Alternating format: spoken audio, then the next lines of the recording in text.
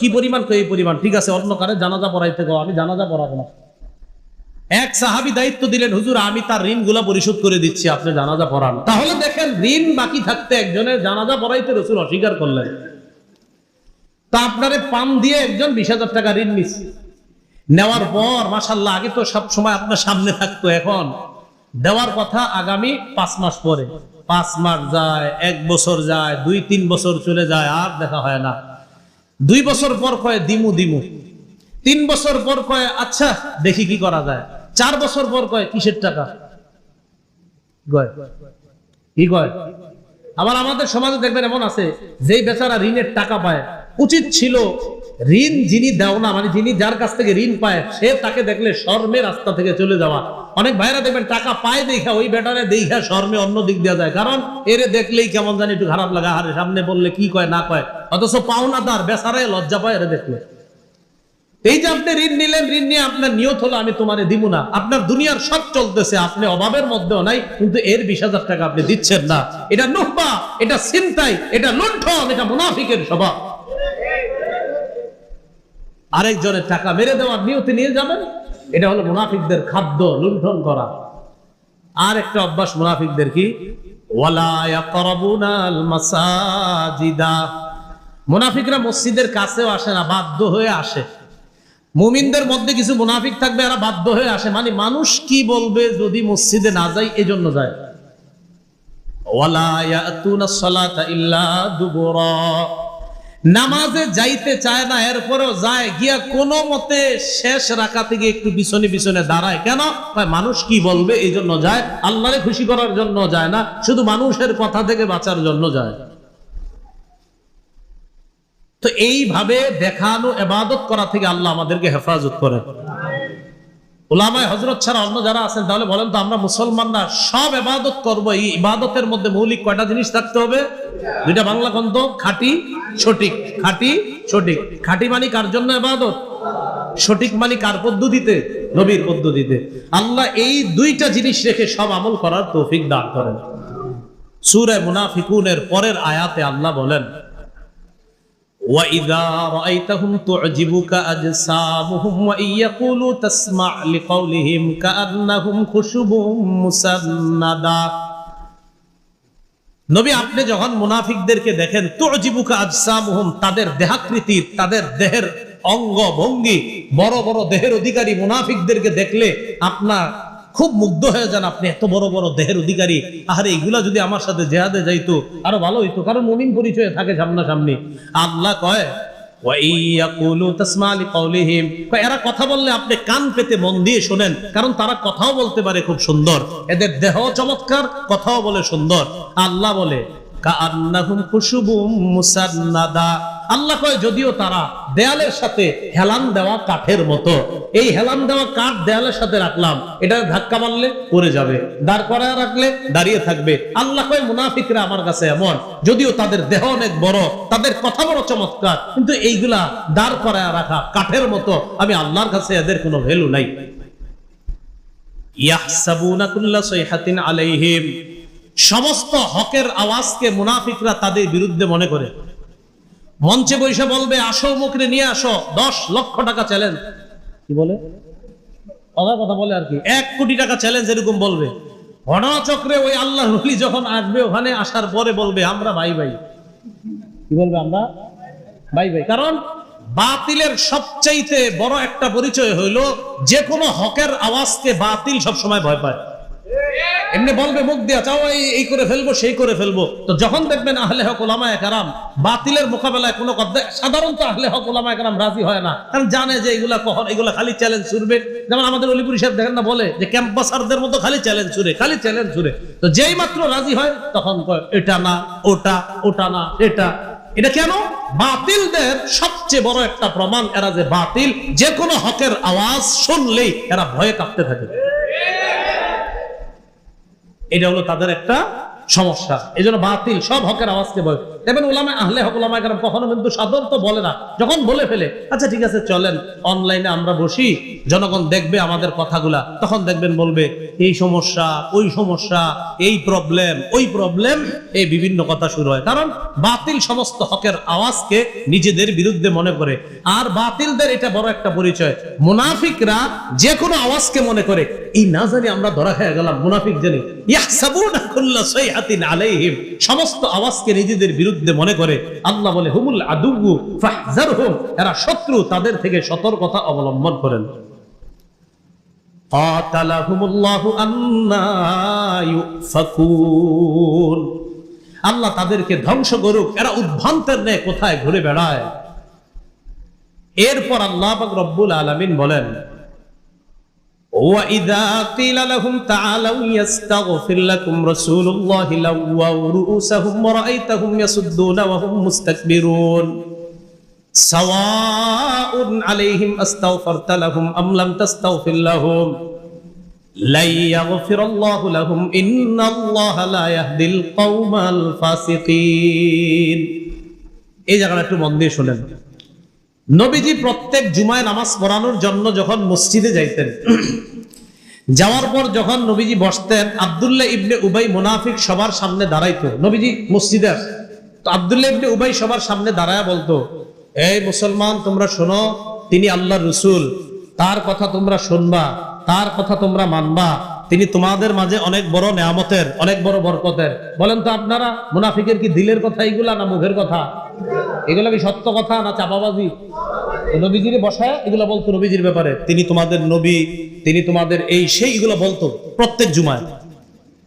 ওই যে মনে আছে আপনাদেরকে বলছি যে মুহাজির আর আনসারদের মধ্যে কূপ নিয়ে একটা ঝগড়া হয়েছে। এই ঘটনার পর সাহাবায়ে কেরাম, নবীজি তারা যখন মদিনায় আসার পর মসজিদে যখন নবী জুমার নামাজ পড়াইতে গেছে, তখন আবার আব্দুল্লাহ ইবনে উবাই দাঁড়াইছে, দাঁড়ায়া বলা শুরু করছে ওই আগের চাপাবাজি, যে শোনো মুহাম্মদ সাল্লাল্লাহু আলাইহি সাল্লাম তোমাদের রাসূল। যেই মাত্র দাঁড়ায়া আগের মতো এরকম চাপাবাজি করা শুরু করবে, সাহাবায়ে কেরাম চারদিক থেকে জামাটাই না বসে, এই বসো মিয়া, খালি মিছা কথা কও তুমি, বসো। আব্দুল্লাহ ইবনে উবাইয়ের মাইন্ডে লাগছে, তিনি একজন নেতা ছিল আগে মুনাফিকদের। হাদিসের মধ্যে আসছে মানুষের ঘাড় টপকায়া টপকায়া মসজিদ থেকে বের হয়ে গেল আব্দুল্লাহ ইবনে উবাই। ঘাড় টপকায়া বের হওয়ার পর মসজিদ থেকে বের হইতে হইতে বলতেছে এরকম, হ্যাঁ আমি কি কোনো খারাপ কথা বলছিলাম? আমি তো ভালো কথাই বলতেছিলাম, এরা আমার সাথে এমন আচরণ করলো। এইগুলা বলতে আমি যখন এই জায়গাটা পড়ি আমার এরকম হাসি ওঠে যে আমাদের সমাজে এরকম কিছু লোক পাইবেন, আমি খারাপ কিছু কইছিলাম, এই সেই এরকম বলে। তো এই লোক এইভাবে বলতে বলতে বের হইতেছে, মানুষের ঘাড় ঢেগায় ঢেগা বের হওয়ার পর কয়েকজনের সাথে দেখা, কি আব্দুল্লাহ ইবনে উবাই কিছে? কার বইল না, নবীর প্রশংসা করতে দাঁড়াইলাম, ওনার সাহাবারা আমার চারপাশ থেকে ধরে বসায় দিল, কাজটা ঠিক করছে বলো তোমরা?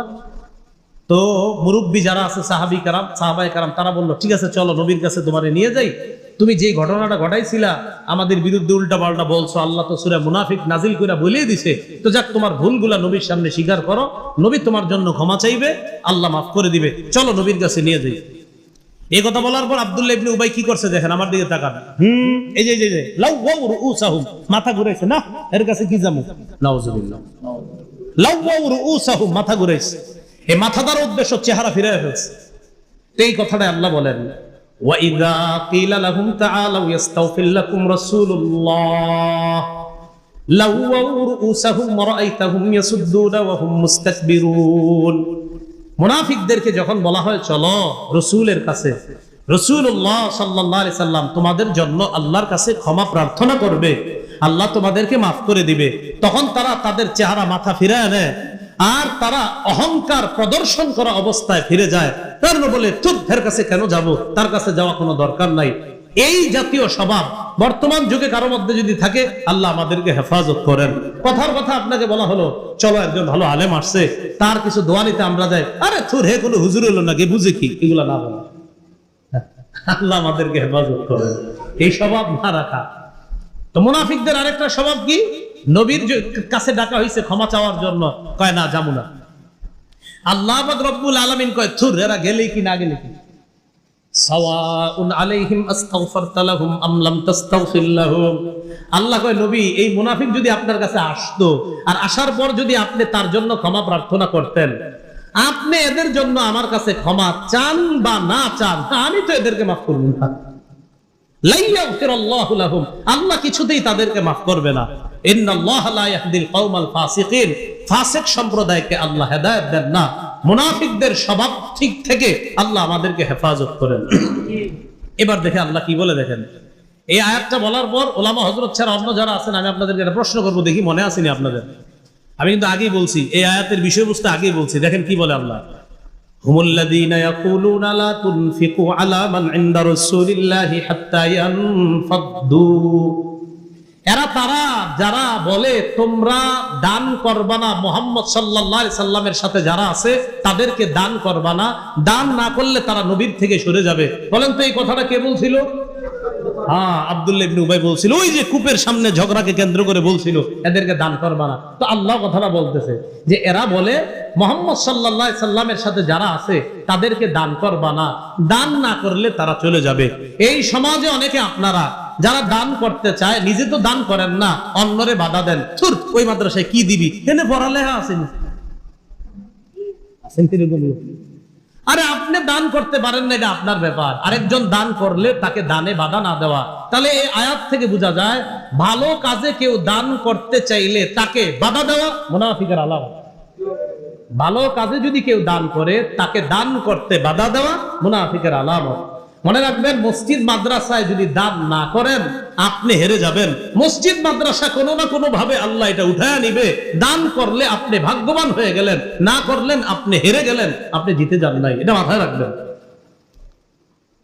আল্লাহ পাক রব্বুল আলামিন কয় এরা বলে তাদেরকে দান করবা না যারা মুহাম্মদ সাল্লাল্লাহু আলাইহি সাল্লামের সামনে আছে। এবার আল্লাহ জবাব দেয়, নবী এদেরকে জানায়া দেন, ওয়ালিল্লাহি খাযাইনুস সামাওয়াতি ওয়াল আরদ ওয়ালাকিন্নাল মুনাফিকিনা লা ইয়াফকাহুন। এরা কয় দান করবে না, এদেরকে জানান আসমান জমিনের খাজানা ধনভাণ্ডার আমি আল্লাহ। ধনভাণ্ডার খাজানার মালিক আল্লাহ। আল্লাহ কয় এদেরকে জানায়া দেন, ওয়ালাকিন্নাল মুনাফিকিনা লা ইয়াফকাহুন, মুনাফিকরা বুঝে না। এবার আরেকটা আয়াত বলি, দেখি এটাও আপনাদের মনে আসেনি। মুনাফিকরা বলে ইয়াকুলুনা লা ইরজানা ইলাল মাদিনাতি লা ইউখরিজান্নাল আ'আজ্জু মিনহাল আযাল। মুনাফিকরা বলে আমরা যদি মদিনায় ফিরে যাই, যাওয়ার পর আমাদের মধ্যে যারা সম্মানিত নিচু মানুষগুলাকে বের করে দিবে। এই কথাটা কে বলছিল জানি? ওই যে কূপের সামনে। তো আল্লাহ কয় এরাই কথা বলে যে সম্মান করবে না, এদেরকে জানায়া দেন ওয়ালিল্লাহিল ইজ্জাহ ওয়ালিরাসূলিহি ওয়ালিল মুমিনিনা। সম্মানের শক্তির ক্ষমতা, সম্মানের মালিক তো আল্লাহ, সম্মান তো নবীর, সম্মান সমস্ত ইমানদারদের। আরে মুনাফিকরা ইমানদারদেরকে কি সম্মান দিবে? সম্মান আমি আল্লাহর, সম্মান আমার রাসূলের, সম্মান ইমানদারদের। ওয়ালাকিন্নাল মুনাফিকিনা লা ইয়ালামুন, মুনাফিকরা এটা জানে না। দেখেন আল্লাহ আমাদেরকে সম্মানিত বলছে, আলহামদুলিল্লাহ। তে ওয়ালাকিন্নাল মুনাফিকিনা লা ইয়ালামুন, কিন্তু মুনাফিকরা এটা জানে না। এই পর্যন্ত আল্লাহ মুনাফিকদের আলোচনা করলেন। এই মুনাফিকদের এতটুকুর আলোচনায় আমরা কি বুঝলাম? আমরা বুঝলাম যে মুনাফিকরা তাদের স্বভাব হলো এরা মিথ্যা কথা বলে, মিথ্যা শপথ করে। আর কিছু আলামত হলো মসজিদে এরা যায়, মানুষ কি বলবে এই কারণে যায়, সবার পরে যায়, মানুষকে দেখানোর জন্য নামাজ আদায় করে। মুনাফিকদের আরো স্বভাব, তারা নিজেদের শপথকে ঢাল হিসাবে ব্যবহার করে। মুনাফিকদের আরো স্বভাব, এদের খাদ্য হলো লুণ্ঠন ছিনতাই করা, এদের অভিবাদন হলো অন্যকে অভিশাপের মাধ্যমে অভিবাদন করা। আল্লাহ আমাদের সকলকে এই মুনাফিক মার্কা যে গুণ আছে, স্বভাব আছে, মুনাফিকদের এই স্বভাব থেকে আল্লাহ আমাদের সকলকে বেঁচে থাকার তৌফিক দান করেন। আমিন ওয়া আখিরু দাওয়ানা আনিল হামদুলিল্লাহি রাব্বিল আলামিন। আকাবিরদের বরকত থেকে আমরা কেউ মাহরুম হব না।